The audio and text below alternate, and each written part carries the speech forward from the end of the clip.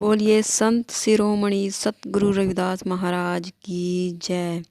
आज हम आपको इस वीडियो के माध्यम से जानकारी देंगे कि संत शिरोमणि श्री रविदास गुरु महाराज की पूजा कैसे की जाती है।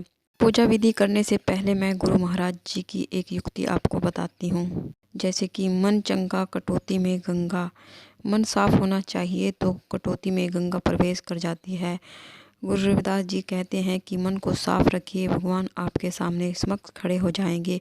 आप किसी भी वेश में उनको याद कीजिएगा और श्रद्धा और भक्ति से पूरी लगन के साथ उनसे जुड़ जाइएगा तो भगवान आपको ज़रूर शेयर देंगे और आपकी प्रार्थना ज़रूर से सुनेंगे।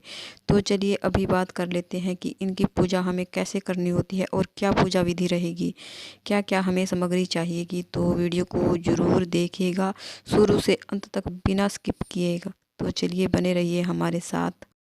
संत शिरोमणि रविदास की भक्ति और पूजा करने के लिए सबसे पहले तो हम चौकी लगाएंगे। चौकी पर देखिए थोड़ा भगवे से रंग का इनका जो वस्त्र है उनको ये ज़्यादा प्रिय करते हैं। जैसे कि आप लोगों ने देखा कि जो संतों के कपड़े थोड़े भगवे टाइप के होते हैं तो ऐसा वस्त्र हमें लेना है। तो वैसा नहीं है तो आप पीला भी यूज़ कर सकते हैं।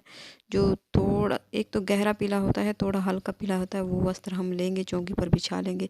उसके बाद हमें कलश तैयार करना है। तो कलश पर मैंने स्वास्तिक बना लिया है रोली से और उसके बाद मैंने गंगा जल डाल लिया है और उसके बाद शुद्ध जल से कंठ तक इसको भरेंगे। उसके बाद इसमें 5 चीज़ें डालनी होती हैं। एक हल्दी की गांठ, सिक्का, सुपारी, लौंग और इलायची। अगर आपके पास हल्दी की गांठ नहीं है तो आप एक चुटकी हल्दी पाउडर भी इसमें डाल सकते हैं। ये मैंने आम के पत्ते ले लिए हैं, 5 या 7 आप ले सकते हैं। तो इनको मैंने रोली और चंदन से टेक लिया है। उसके बाद हम दीप कलश की हम स्थापना कर रहे हैं। आप चाहे तो आप नारियल की स्थापना भी कर सकते हैं, नारियल रख सकते हैं। जब हम कलश स्थापना करते हैं तो सीधे ज़मीन पर नहीं करते, उसके नीचे चावल या गेहूं की ढेरी ज़रूर से लगाते हैं। तो यहाँ पर मैंने चावल से अष्टदल कमल बनाया है। आप स्वास्तिक भी बना सकते हैं या फिर आप ऐसे ही ढेरी लगाकर भी कलश स्थापना कर सकते हैं। इस तरह से चावल का आसन देते हुए मैंने कलश की स्थापना कर दी है और थोड़े से फूलों का आसन देते हुए मैंने सतगुरु रविदास महाराज की फ़ोटो को विराजमान कर लिया है। आपके पास मूर्ति है तो आप मूर्ति को विराजमान कीजिएगा।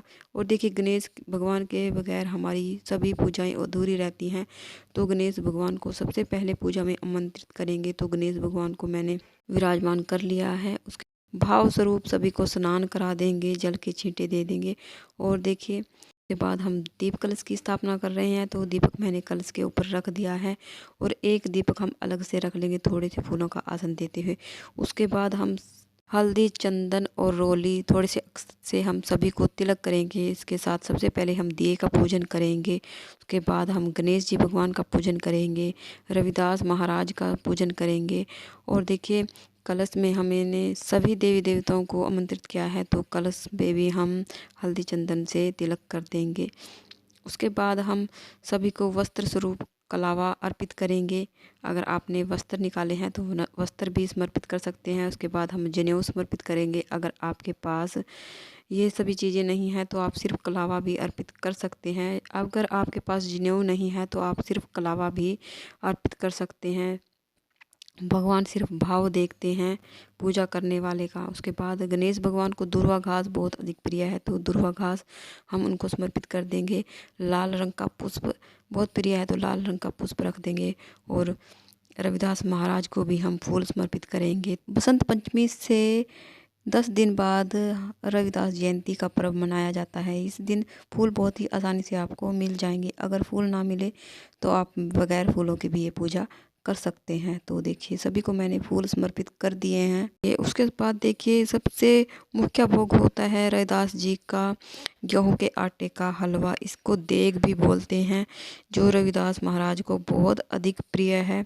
उसके बाद आप बाज़ार से कोई भी मिठाई मंगवा कर भोग लगा सकते हैं या फिर घर पर देग जरूर से बनाए पतासे का भोग लगा सकते हैं। संत रविदास महाराज को बहुत अधिक प्रिय है। उसके बाद आप ऋतु फल का भोग लगा सकते हैं। और देखिए इन सभी चीज़ों का भोग लगाते हुए हमें जल का भोग जरूर से लगाना है और हाथ जोड़कर भगवान से भोग ग्रहण करने के लिए निवेदन करेंगे। उसके बाद देखिए पूजा में दक्षिणा जरूर से रखें, दक्षिणा पूजा में रही कमियों को पूरा करती है। उसके बाद एक जल का लोटा ले लेंगे और हाथ में थोड़े से अक्षत और फूल लेकर हम संत शिरोमणि रविदास की कथा सुनेंगे। कथा का वीडियो अलग से चैनल पर अपलोड है, आप वहां से सुन सकते हैं। अगर यहाँ पर कथा सुनाऊंगी तो वीडियो बहुत अधिक लंबा हो जाएगा। उसके बाद जो पुष्प हमारे हाथ में है तो हम गणेश भगवान, रविदास जी महाराज को और कलश को, दिए को थोड़े थोड़े अक्षत और फूल समर्पित कर देंगे। उसके बाद बचे हुए हम जल के लोटे में डाल देंगे। धूप दीप दिखाएंगे। धूप से पूजा का जो माहौल है सुगंधित होता है। अगर आपके पास इत्र है तो भगवान को इत्र जरूर से समर्पित करें। उसके बाद हम संत शिरोमणि रविदास महाराज की आरती गाएंगे। जो दीपक आपने पूजा में जलाया है उसी से भी आप आरती कर सकते हैं, या फिर आप अलग से दीपक जला सकते हैं, या फिर आप कपूर आरती भी कर सकते हैं।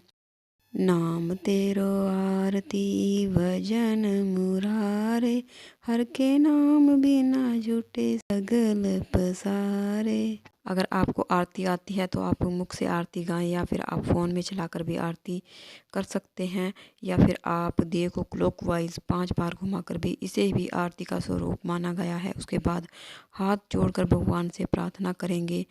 अपनी मनोकामनाओं को पूर्ण करने के लिए भगवान से प्रार्थना करेंगे। अगर पूजा में कोई गलती रही है तो उनसे क्षमा याचना करेंगे।